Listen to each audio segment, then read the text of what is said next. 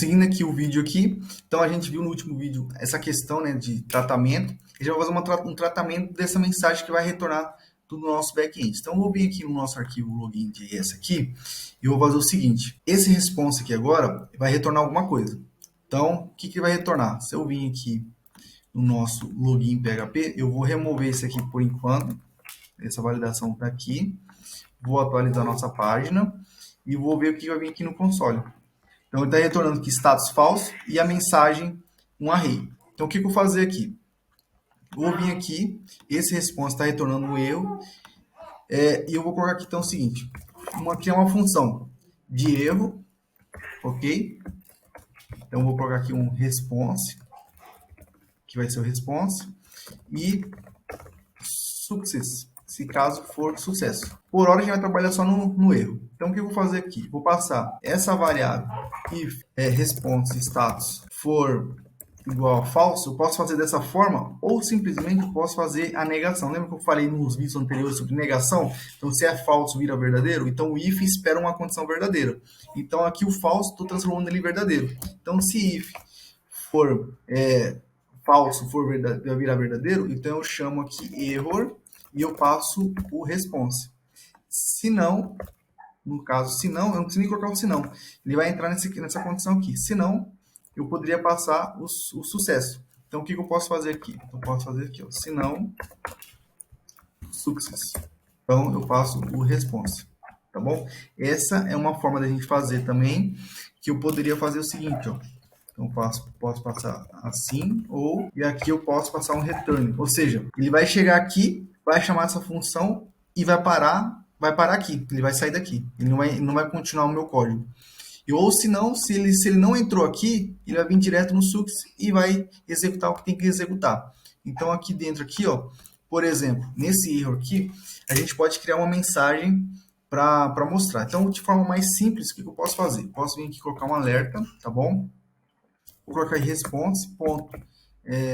Como que eu coloquei a mensagem, vou colocar aqui ao invés de mensagem, vou colocar message. Então, vou vir aqui agora, vou salvar isso. E aqui, eu vou fazer o seguinte, eu vou adicionar um join, eu vou colocar uma quebra de linha. Esse join aqui é um método do próprio JavaScript. O que eu estou fazendo? Estou recebendo um array, eu vou transformar ele tudo numa string só numa linha de texto. Então, o join basicamente serve para isso. Ele vai colocar uma quebra, ao invés de ser um array, ele vai quebrar esses dois valores em uma linha, mas com uma quebra de linha que o /n é para isso. Então, se eu vir aqui agora e vou atualizar a minha página, eu vou clicar aqui, ó. Aqui, ó, um alerta, informe e-mail, informe senha. A gente poderia fazer isso aqui um pouquinho mais bonitinho. Então, como a gente poderia fazer para exibir essa mensagem? A gente poderia vir aqui no nosso arquivo login PHP e aqui nessa parte superior usar um div raw. Isso aqui é um elemento do próprio Bootstrap. Então, o Bootstrap tem uma documentação e como a gente está usando um layout pronto que usa o Bootstrap, então tem várias coisas que a gente poderia utilizar. Então, aqui eu poderia colocar esse raw aqui. Posso colocar aqui uma div com SM12, que é uma linha toda, uma coluna toda. E aqui dentro eu posso colocar aqui um erro. Ou melhor, posso vir aqui na documentação do Bootstrap, alerts.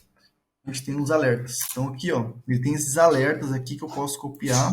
Então vou pegar aqui um alerta de erro. Cadê aqui? Esse danger aqui, que é de erro. E vim aqui, vou colar aqui dentro. Vou aqui, vou inventar esse código e vamos atualizar só para ver como que ficou lá na nossa página. Ele está aqui em cima, então vou passar ele para baixo. Vou passar ele aqui para baixo. Deixa eu ver aqui. Vou passar ele aqui dentro. Deixa eu ver como ficou. Ele continua lá em cima. Ele não está entrando. Deixa eu passar a ordem dentro do card, então. Deixa eu passar dentro do card. Ok. Do jeito que eu aqui dentro. Bom, então, beleza. Então, dentro do card aqui, ficou aqui. Só que essa mensagem só vai aparecer se for erro, se existir um erro. Então, para isso, o que eu vou fazer aqui? Vou adicionar um ID aqui, tá bom? Eu vou definir aqui erro. Então, é um ID erro. Então, é elemento erro. Então, se eu venho aqui no login agora e fazer o seguinte, posso fazer aqui, ó, let db error, ok? Document char selector, do jeito que a gente fez ali anteriormente, né? Vou passar o ID e vou passar aqui error, que é aquele elemento erro. Uma vez feito isso, eu tenho aqui div error. Aí eu vou usar um próprio recurso do próprio HTML, que é o inner HTML. Ou seja, eu vou inserir um HTML nele. Uma coisa que eu estava percebendo aqui na hora que eu estava escrevendo aqui, esse inner HTML aqui, ele vai substituir tudo o meu conteúdo. Vou fazer aqui só para vocês terem uma ideia. Mas como a gente definiu a div aqui, error, nessa div principal da linha, então tudo ali vai sair e vai virar só um texto. Então eu vou fazer o seguinte, vou colar aqui, e ao invés de usar o barra N, eu vou usar barra BR, essa tag BR, né, que é a quebra de linha. Então eu vou fazer o seguinte, vou vir aqui agora aqui, e vou atualizar minha página, e vou clicar em entrar. Se perceber aqui, ó, ele colocou o conteúdo. Só que se a gente for inspecionar aqui, ó, nosso elemento, o erro, tudo que tinha dentro do erro virou só isso aqui. Então, o que eu vou fazer? O erro só vai aparecer se tiver algum erro. Então, primeira coisa, eu vou mudar. O erro aqui, eu vou colocar aqui um style, tá bom? Eu vou colocar um display none. Ou seja, eu estou falando que essa linha aqui ela não vai ser exibida por padrão. Então, se a gente executar aqui e atualizar a nossa página, ela não mostra, ok? Ok, isso aqui eu vou fazer o seguinte, vou mudar também, vou colocar aqui chamado div error. Vou colocar aqui div error, tá bom?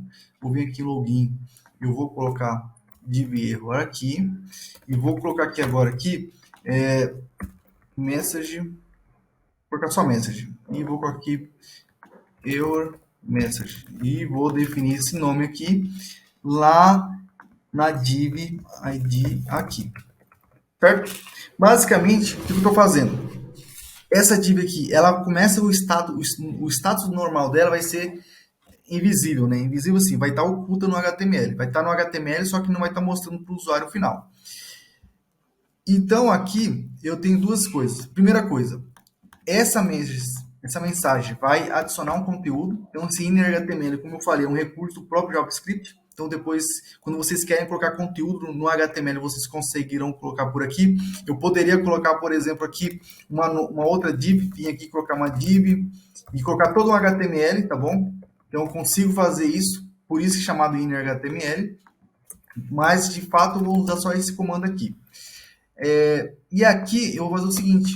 Na div error, eu vou colocar um style, tá bom? E vou colocar, eu acho que não é isso, coloca, é style, acho que é style mesmo, style.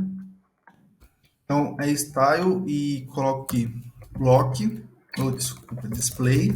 Então, basicamente, o que eu estou fazendo aqui, eu estou fazendo a mesma coisa como se fosse um CSS, só que no CSS a gente colocou ele dentro de style, passamos já o nome da propriedade e o valor.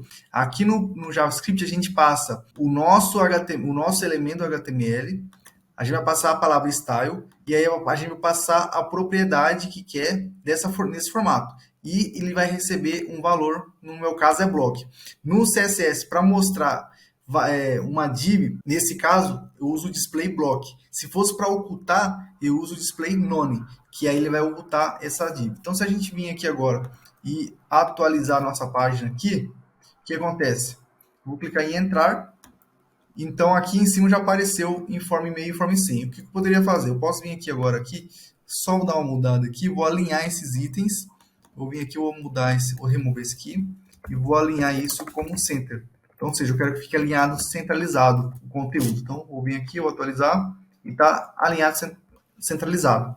Então, basicamente isso, a gente já conseguiu colocar uma forma mais interativa para exibir o erro para o usuário.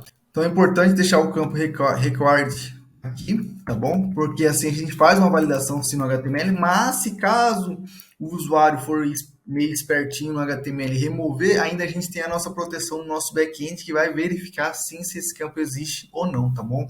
Então, com isso, a gente já está fazendo duas verificações, independente se é ou não é o erro, tá bom? E aqui, o que a gente pode fazer aqui agora? Continuar o processo da conexão, ou seja, a gente vai receber uma informação e a gente vai conectar no banco e fazer a verificação desses dados, tá bom, pessoal? No próximo vídeo a gente continua.